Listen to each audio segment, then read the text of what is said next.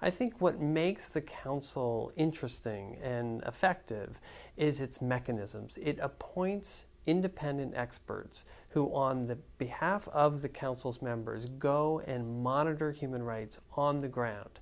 They visit countries, they talk to victims, they talk to other officials that are involved in protecting human rights, and they ask questions, and they bring truth to power in very important ways. They shed light on what the real problems are in those countries, and then they bring them to the World Forum. They bring them to the Court of Public Opinion, and they make recommendations, and they suggest governments very specifically, here are the things that you could do to improve this situation. Now, part of the time, governments just ignore it, but most of the time, governments take action. They take some kind of corrective action, and that's what my research has shown, that if you really look at specific cases, you'll find that governments, not always right away, and sometimes not giving credit to the investigator, but they do take steps to improve the situation.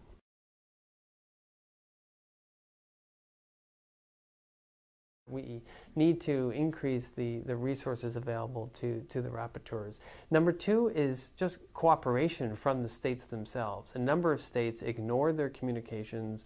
They won't let them into their countries to visit. It doesn't mean they can't do their work.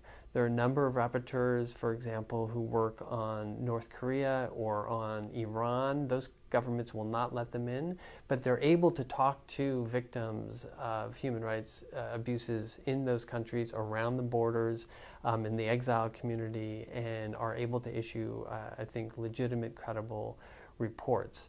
I think we have to pay attention to communication and how they can get their message across. So there needs to be more public attention to their work.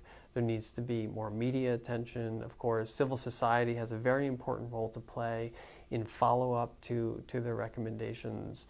And then the UN system itself should do a much better job of integrating the work of the independent experts into their core work plans when it comes to human rights and peacekeeping in different societies.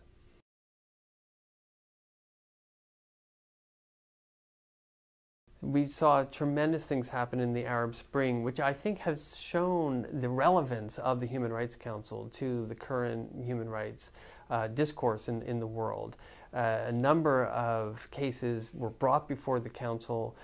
Libya, in the midst of the terrible situation in Libya, was immediately suspended from the Council, and a number of measures were taken, resolutions which set the stage for Security Council action and the kind of intervention that we saw that led to the removal of Gaddafi.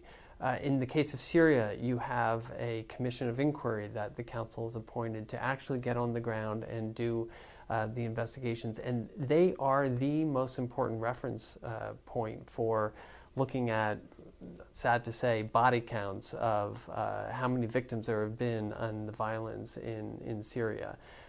So the Arab Spring has given new life. Now, it's also raised the issue of internet freedom.